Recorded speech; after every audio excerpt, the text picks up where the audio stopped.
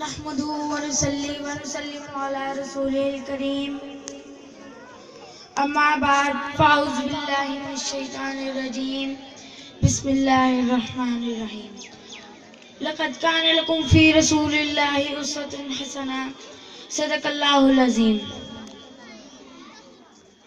سرمایہ حیات ہے سیرت رسول کی، سرمایہ حیات ہے سیرت رسول کی، فلاح کائنات ہے سیرت رسول کی.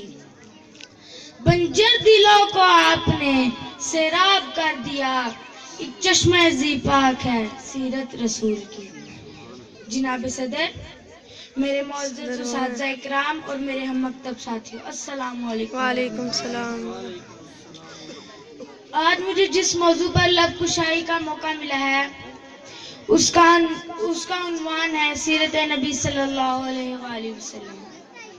جناب صدر، یہ تو وہ موضوع ہے جس کے بیان کے لیے ساری دنیا کے درختوں کو قلم بنا دیا جائے اور سمندروں کے پانی کو روشنائی بنا دیا جائے تو یہ گمان تو کیا جا سکتا ہے کہ قلم ختم ہو جائیں گے، سمندروں کا پانی خشک ہو جائے گا اور زمین و آسمان تک کا خلا پر ہو جائے گا، لیکن میرے نبی پاک صلی اللہ علیہ وآلہ وسلم کی سیرت پاک مکمل نہ ہوگی. سبحان اللہ.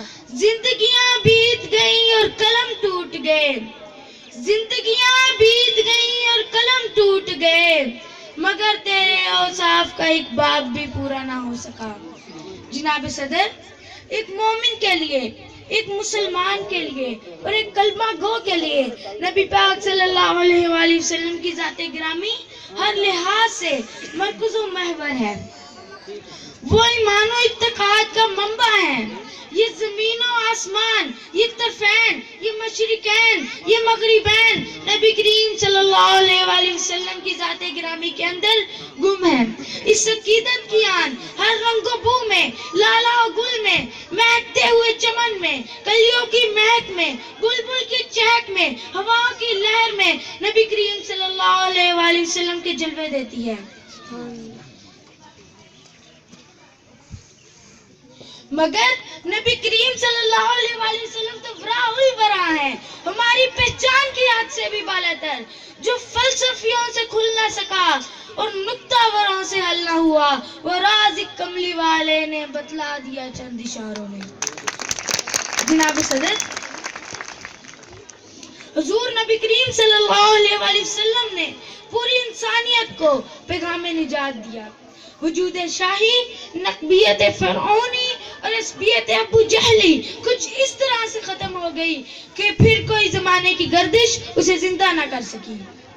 جناب صدر، آج کا یہ ترقی یافتہ دور ایٹم اور منطق کا دور ہے. خط کی پرواز نے چاند پر کمندیں ڈال دی، سائنس نے مریخ کو مسخر کرنے کا دعویٰ کیا، لیکن زیبکار آئیے آج سے 1400 کچھ سال پیچھے چلتے ہیں، جب آج کا سیارہ نہ تھا، آج کا طیارہ نہ تھا، ایٹم کی ہم آنکھیں نہ تھی، مشینوں کی کڑکڑاہٹ کا کہیں دور دور تک نام و نشان نہ تھا.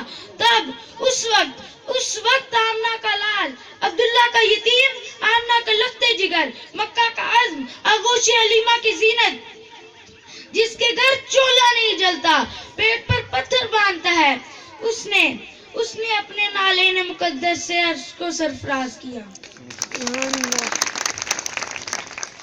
نفرت کی اڑانیں ماند پڑ گئیں، جبریل کی پرواز تھم گئی، لیکن اسے عرش بھی قابل احترام سمجھتا ہے.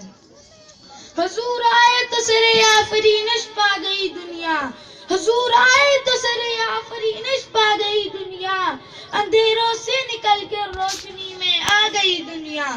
سوتے ذہنوں کا زنگ اترا، بجھے چہروں پہ نور آیا، حضور آئے تو انسانوں کو جینے کا شعور آیا. سبحان اللہ.